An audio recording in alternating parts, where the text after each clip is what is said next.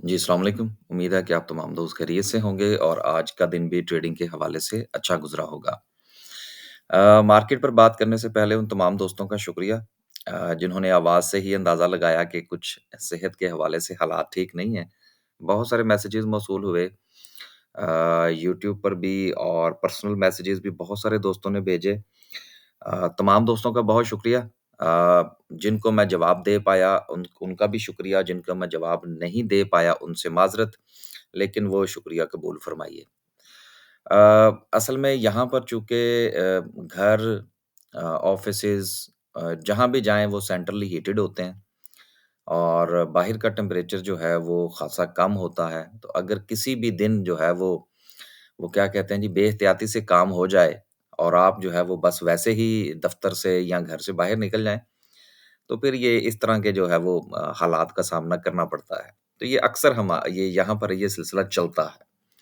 तो बहुत शुक्रिया जी। अभी हालात बहुत बेहतर हैं। उम्मीद है कि अगले 1 आध दिन में मामला जो है वो सेटल डाउन हो जाएगा। मार्केट पर बात करते हैं जी। आज कुछ चंद खबरें हैं जिनका जायज़ा लेना बड़ा ज़रूरी है। उस पर भी हम बात करेंगे। आईएमएफ की खबर है, इसहाक डार साहब की खबर है, इंडस मोटर की खबर है, हबको के हवाले से 1-2 बातें हैं। तो ये सारी चीज़ें जो हैं ये इंशाअल्लाह हम शामिल करने की कोशिश करेंगे। पहली चीज़ तो ये है कि मार्केट में आज कुछ नहीं हुआ। मार्केट जो है वो जहाँ से ओपन हुई, वहीं जो है वो मार्केट की क्लोजिंग रही। सिर्फ़ 69 पॉइंट्स जो हैं वो मार्केट ने आज निकाले। ख़ासे लोग जो हैं वो ये सोचने पर मजबूर थे कि पता नहीं अब मार्केट जो है वो क्रैश कर जाएगी। या देखिए अभी फ़िलहाल मार्केट क्रैश करती हुई नज़र नहीं आ रही। वक़्ती तौर पर एक ठहराव है। अब ये ठहराव क्यों है? इसको पहले थोड़ा-सा समझते हैं, फिर हम आगे चलते हैं। ठहराव इसलिए है कि मार्केट के अंदर एक मूव बनी थी जिसकी जो वजह थी, वो ये थी कि इंतख़ाबात हो गए थे। देन अब जो है वो मार्केट में एक स्टेबिलिटी आती हुई नज़र आ रही है। स्टेबल से मुराद ये है कि मार्केट अपनी जगह पर रुक गई है। इसलिए कि अब मार्केट को ज़रूरत है इस बात की कि हमने जो भी करना है आने वाले दिनों में, उसका जो भी डिसीज़न है वो हो जाना चाहिए। और ये जो मार्केट है, ये वेट कर रही है इस वक़्त कि वफ़ाकी काबीना का इजलास जल्द अज़ जल्द मुनक्किद हो और उसके बाद हमने जो आईएमएफ के पास जाना है, वो रास्ता क्लियर हो जाए। तो इसलिए मार्केट में जो इन्वेस्टर है, वो इंतज़ार में है कि जो अनाउंसमेंट है, ख़ास तौर पर वज़ीर ख़ज़ाना के हवाले से ये मुकम्मल हो जाए, तो फिर इन्वेस्टर जो है वो अपना एक अंदाज़ा लगाएगा, उसको एनालाइज़ करेगा कि आया कि आने वाले दिनों में पाकिस्तान की जो डायरेक्शन है वो कैसी हो सकती है। आईएमएफ के पास जाने के बाद हमारे जो मामलात हैं टैक्सेशन के हवाले से ख़ास तौर पर, वो कौन-सा रुख़ इख्तियार कर सकते हैं, कौन से सेक्टर ऐसे हैं जो ज़ेर आताब आ सकते हैं। तो फिर हमें मार्केट में कुछ हलचल नज़र आएगी। अभी फ़िलहाल जो है वो वेट एंड सी ही है। 69 पॉइंट्स की कमी के साथ अगर हम सर्किट ब्रेकर की बात करें तो आज भी माशाल्लाह से 8 कंपनीज़ जो हैं वो हमें अपर कैप में नज़र आ रही हैं, जिसमें क्रिस्टेंट स्टील है, उसके बाद क्लोवर भी हो गया।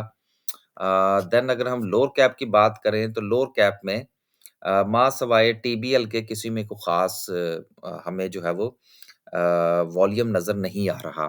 टीबीएल जो है ठीक है, बस कभी ऊपर और कभी नीचे।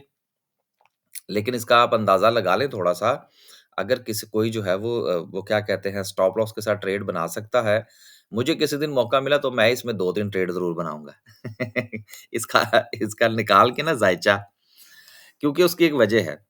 अब वो मैं थोड़ी-सी बता दूँ फिर हम आगे चलते हैं। अब मैं किसी से कह नहीं रहा क्योंकि वजह ये है कि हम बहुत सारी बातें वीडियो में करते हैं, आप वहीं से उसको आउटपुट लेने की कोशिश किया करें। अगर आप उसको पिन पॉइंट हमसे करवाने की कोशिश करेंगे तो हमें क्या पता कि आप किस हवाले से बात कर रहे हैं। उसकी वजह ये है कि ये या तो अपर कैप पे होता है या लोअर कैप पे होता है। तो हमने उस हवाले से इसमें जो है वो लेनी है कि अगर कोई 2 से 3 अगर हमें अपर कैप मिल जाते हैं तो बस ठीक है फिर हमारा काम पूरा। लेकिन उसके लिए थोड़ा इसका बड़ा बारीक बीनी से जायज़ा लेना पड़ेगा। आगे चलते हैं जी, खबरें शामिल करते हैं फिर वापस आएँगे। पहली खबर जो है वो हबको के हवाले से है कि हबको ने ये कहा है कि जी पाकिस्तान में जो इकोनॉमिक स्लो डाउन है उसकी वजह से पावर की जो कंज़प्शन है उसमें कमी वाक़या हो सकती है।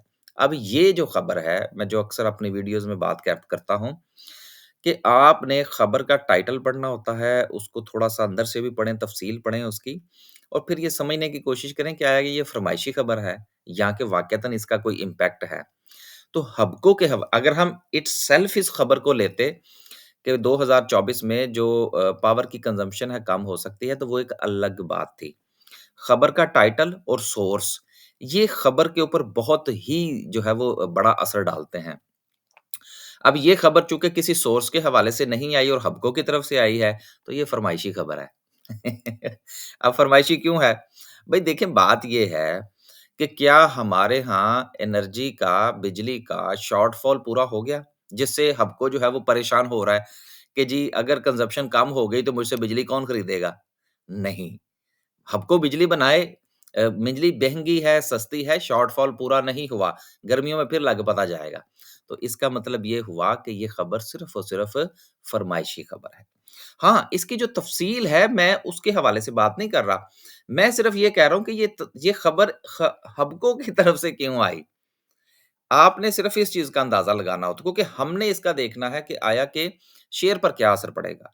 तो जब कंपनीज़ के रेफ़रेंस से कोई खबर आए तो फिर आपने ये उसको इवैल्यूएट करना होता है कि आया कि ये फ़रमाइशी है या वाक़ईतन इसमें कोई जान है।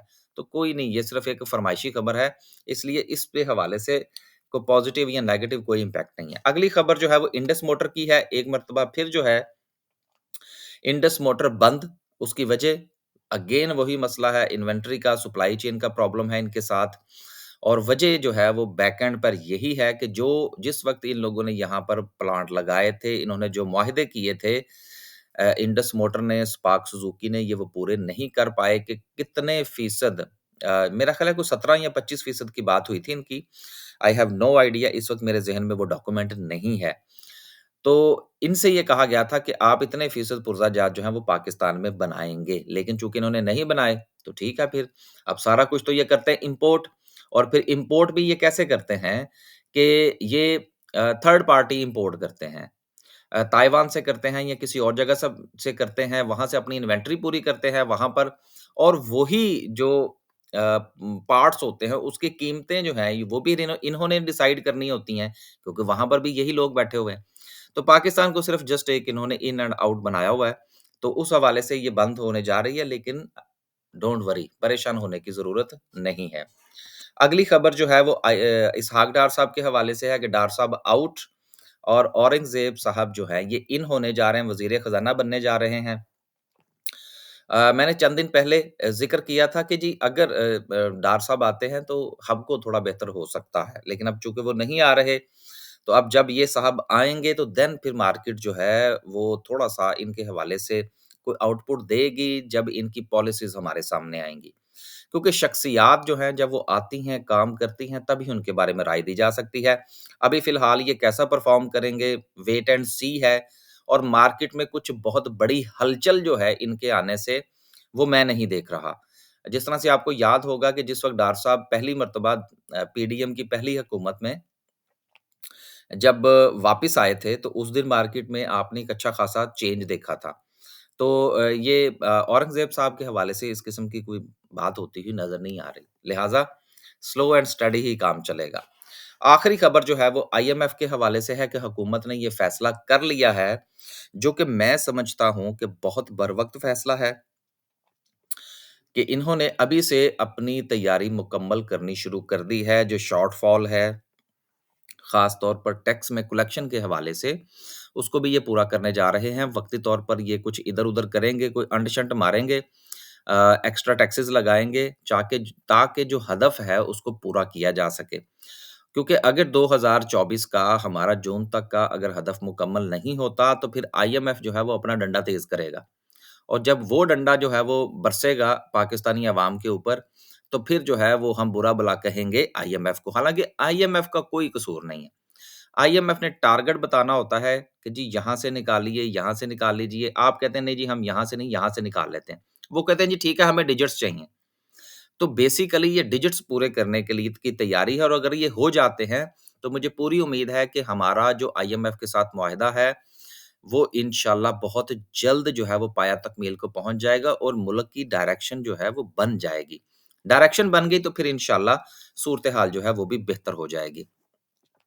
लेकिन आईएमएफ जिस तरह से सब्सिडीज़ के हवाले से आईएमएफ क्लैरिटी रखता है, वो हमारे लोग मानने को तैयार नहीं है। जिस तरह से अब जो मरियम साहिबा हैं, वो भी उसी जो है वो मामले पर चल निकली हैं, आटे के तोड़े बाँटें और वो बैग बना के दें। ये मैं इसके ऊपर एक अलहदा से वीलॉग करूँगा। आईएमएफ इसके खिलाफ है। अब वो आईएमएफ ये तोड़े बाँटने के खिलाफ क्यों है या यूटिलिटी स्टोर के खिलाफ क्यों है, इसके ऊपर मैं बाकायदा एक तफ़सील से वीडियो बनाऊँगा जिसमें हम डिस्कस करेंगे कि दुनिया चाँद पे पहुँच गई है और ये अभी भी लोग जो हैं वो एक-दूसरे को राज़ी करने के चक्कर में हैं और इकॉनमी इसीलिए नहीं उठ रही। और जो जिन लोगों को वाक़यतन जो है वो टैक्स में सब्सिडी मिलनी चाहिए टैक्स टैक्स में उनको थोड़ा-सा छूट मिलनी चाहिए, उनको उनको उसका फ़ायदा नहीं हो रहा और घोड़े-गधे जो हैं वो बराबर हैं। तो यही वजह है कि हमारे यहाँ टैक्स कलेक्शन के प्रॉब्लम्स हैं, जो अमीर है वो अमीर-तर होता चला जा रहा है। वापस चलते हैं जी और बात करते हैं ओवरऑल मार्केट पर। रफ़ली 70 पॉइंट्स की कमी, फर्टिलाइज़र सेक्टर आज नीचे रहा क्योंकि आपको पता है कि शहबाज़ शरीफ साहब की तरफ से ऐलान तो आ गया कि जो सब्सिडी है, वो डायरेक्ट किसान को दी जाएगी। तो जब किसान को दी जाएगी, तो फिर आपको पता है फर्टिलाइज़र वाले फ़ारग। लेकिन पता नहीं क्यों मुझे नहीं लगता क्योंकि डंडे वाली सरकार जो है, वो मेरा ख़्याल है ये नहीं होने देगी। क्योंकि बहुत सारे मसाइल हैं हमारे यहाँ।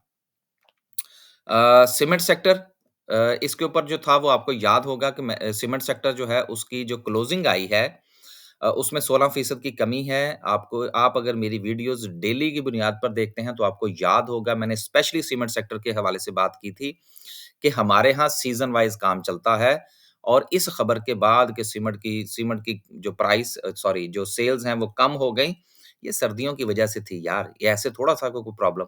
लेकिन अब सीमेंट सेक्टर ज़ेर-ए-ताब है और गुज़िश्ता कुछ अरसे से चला भी नहीं।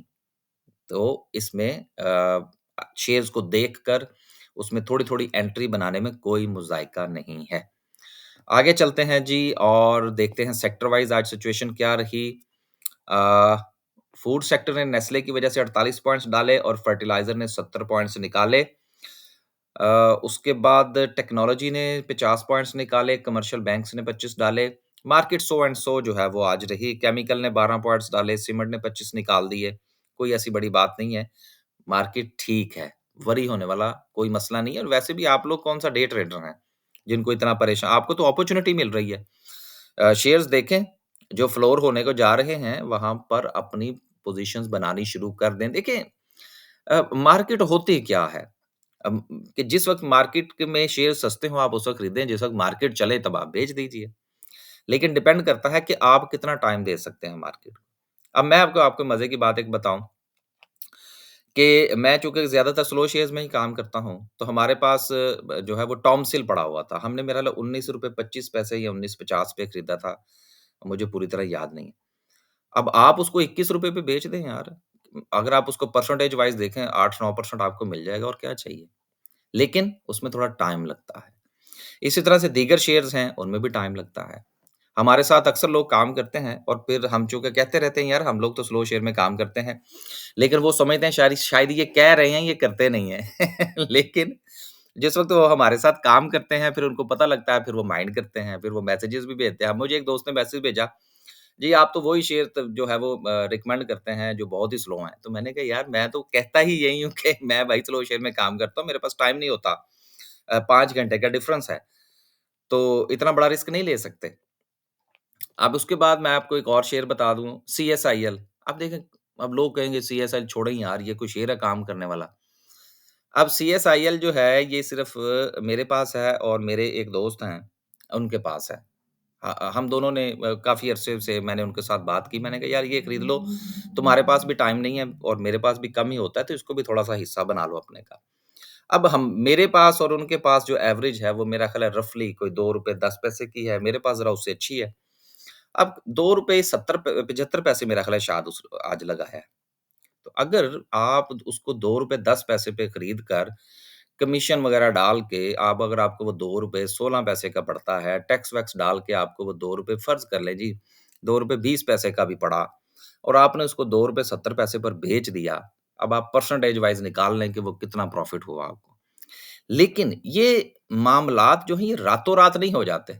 अब जिन दिनों वो शेयर जो था वो ₹1.80 पे चला गया था और ₹1.56 का उसने लो भी लगाया था। उस वक़्त मेरे दोस्त ने मुझे वो मैसेज किया, जी ये तो और नीचे चला गया। तो मैंने कहा भाई खरीदो, दिस इज़ अपॉर्च्युनिटी, खरीदो, कोई मसला नहीं है। तो मैंने तो बहरहाल खरीदा, लेकिन फिर मैंने उनसे भी कहा कि भाई आप भी खरीदो। लेकिन उसमें आपको टाइम लगा। उस शेयर को आपने महीना, डेढ़ महीना, 2 महीने आपने उसकी चाल को देखा। अब जब चाल चली है और वो शेयर ₹2.75 पे गया है, तो मेरे दोस्तों ने तो फिर टका के खरीदा होगा ना। अब जब वो वापस ₹2.25 पे आएगा, तो लोग मैसेजेस करेंगे, जी वो ₹2.70 पे खरीदा हुआ है, बताएँ क्या करें? अब वहाँ पर उनको कुछ सजेस्ट नहीं किया जा सकता। और आज चूँकि मार्केट लाल है, मार्केट जो है वो डिप्रेस है, आज अगर हम कहेंगे कि भाई आप खरीद लें, तो नहीं। दे बेसिकली साइकोलॉजिकल प्रॉब्लम है। हम आउटपुट चाहते हैं डे ट्रेडर वाला, हैं हम स्विंग ट्रेडर या इन्वेस्टर। ये प्रॉब्लम है बेसिकली। जो रोज़ मार्केट को देखेगा, ₹5 ऊपर चला गया, ₹1 नीचे आ गया, 10 पैसे इधर हो गए, 10 पैसे इधर हो गए। मेरे पोर्टफोलियो 50 लाख का पोर्टफोलियो है, ₹2.5 लाख जो है वो लॉस में चला गया, उसके तोते उड़ जाएँगे। तो बेसिकली एटीट्यूड जो है, वो चूँकि ट्रेडर वाला है और काम हम करते हैं एज़ ए इन्वेस्टर, तो फिर हमसे डिसीज़न नहीं हो पाते। ख़ैर आज बात बहुत जो है वो लंबी निकल गई, आगे चलते हैं। आगे चलते हैं जी और बात करते हैं आज की कैंडल की। अगेन कैंडल इतनी बुरी नहीं है। अगर ये कैंडल जो है वो थोड़ा टॉप पे बनती, तो देन थोड़ा-सा हमें ये खदशा हो सकता था कि ज़्यादा खतरनाक है, फिलहाल इतना ऐसा फिलहाल कोई मसला नज़र नहीं आ रहा। वजह क्या है? वजह ये है कि 65,000 पर हमने 25% 20% की प्रॉफिट टेकिंग कर रखी है। देन वेट एंड सी। अब इंतज़ार कीजिए और उन शेयर्स को दोबारा बाय बैक करने की तैयारी कीजिए। इंशाल्लाह मार्केट जो है वो बेहतर हो जाएगी। और जो भारी भरकम शेयर्स हैं उनके उनसे थोड़ा-सा परहेज़ कीजिए। भारी भरकम गिरेंगे तो आपका बहुत कुछ ले दे जाएँगे। आखिर में जो है वो डिस्कस करते हैं हम आज की कैंडल को सॉरी इंडिकेटर को कि आरएसआई जो है क्या वो वापस 50 की तरफ जाने को है? अब बहुत सारे लोग जो हैं वो मैसेजेस करेंगे, लो जी आरएसआई को वो क्या कहते हैं उसको सीएसआईएल को शेयर है जी खरीदने वाला। भाई मुझे से ये मैंने बात इसलिए दरम्यान में लुकमा दिया कि हमारे यहाँ लोग जो है ना वो कचरा शेयर और वो क्या कहते हैं जी बेकार शेयर इस किस्म की बड़ी बातें करते हैं। यार मेरा शेयर ₹2 वाला शेयर जो है वो अगर मुझे 50 पैसे देता है तो रफ़ली जो है वो 40% बनता है। मेरा ख़्याल है 35% तो बन ही जाता है 35-40% तो बन जाता है ना।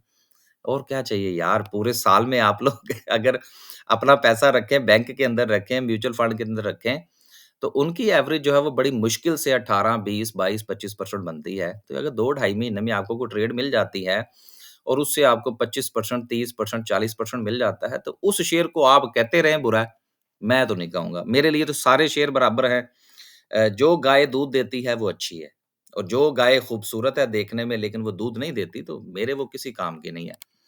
खैर आरएसआई की बात करते हैं तो जी आरएसआई जो है वो इस वक़्त थोड़ा-सा टिल्ट में है, लेकिन इतना डेंजरस टिल्ट नहीं है कि जिसकी बुनियाद पर थोड़ी परेशानी हो। Everything is okay.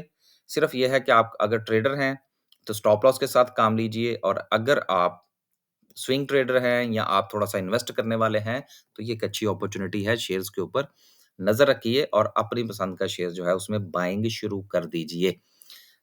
कम से कम जो है वो आपके पास 3 से 4 लेवल जो हैं वो आपके शेयर के होने चाहिए।